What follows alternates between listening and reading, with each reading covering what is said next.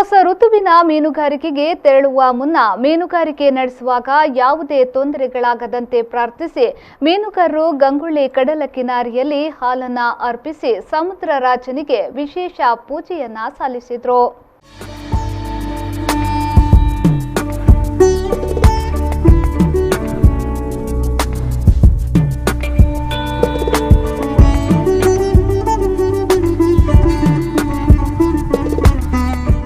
ಅರ್ಚಕರಾದ ವೇದಮೂರ್ತಿ ವಿಠಲದಾಸ ಭಟ್ ನೇತೃತ್ವದಲ್ಲಿ ಪೂಜಾ ವಿಧಿವಿಧಾನ ನಡೆಯಿತು. ಬಳಿಕ ಪರ್ಸಿನ್ ಬೋಟ್, ಫಿಶಿಂಗ್ ಬೋಟ್ ಹಾಗೂ ಟ್ರಾಲರ್ ಬೋಟ್ಗಳ ಸಂಘದ ಸದಸ್ಯರೆಲ್ಲರೂ ಹಾಲು, ಸಿಯಾಳ, ಫಲಪುಷ್ಪವನ್ನ ಸಮುದ್ರ ರಾಜನಿಗೆ ಅರ್ಪಿಸಿದರು.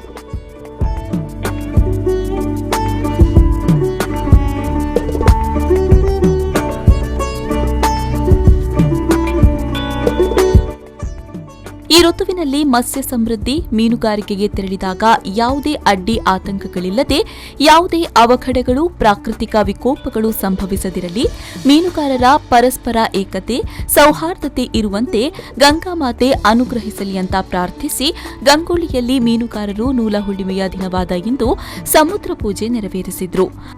ಪರ್ಸಿನ್ ಮೀನುಗಾರರ ಸ್ವಸಹಾಯ ಸಂಘ ಗಂಗೊಳ್ಳಿಯ ಅಧ್ಯಕ್ಷ ರಮೇಶ್ ಕುಂದರ್ ಮಾತನಾಡಿ, ಪ್ರತಿ ವರ್ಷದಂತೆ ಈ ಬಾರಿಯೂ ಶ್ರಾವಣ ಹುಣ್ಣಿಮೆಯಂದು ಸಮುದ್ರ ಪೂಜೆಯನ್ನ ಮೀನುಗಾರರೆಲ್ಲರೂ ಸೇರಿ ನೆರವೇರಿಸಿದ್ದೇವೆ. ಆದರೆ ಈ ಸಲ ಮೀನುಗಾರಿಕೆ ಚಟುವಟಿಕೆ ಮಾತ್ರ ಇನ್ನೂ ಆರಂಭಗೊಂಡಿಲ್ಲ.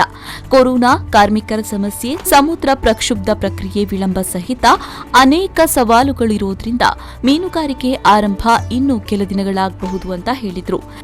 ಪ್ರತಿ ವರ್ಷದಂತೆ ಈ ನೂಲು ಹುಣ್ಣಿಮೆ ದಿನ ಪ್ರತಿ ವರ್ಷ ನಾವು ಈ ಸಮುದ್ರ ಪೂಜೆಯನ್ನು ಮಾಡ್ತಾ ಇದ್ದೇವೆ.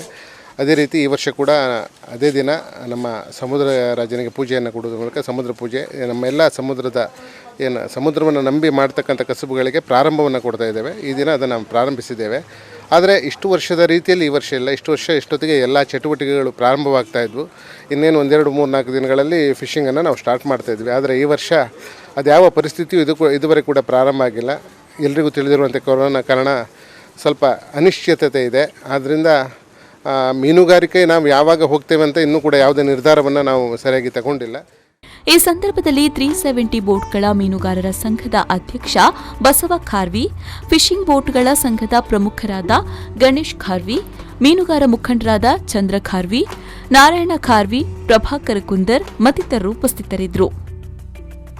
ಶ್ರೀಕಾಂತ್ ಹೆಮ್ಮಾಡಿ, ವಿ4 ನ್ಯೂಸ್ 24/7 ಕುಂದಾಪುರ.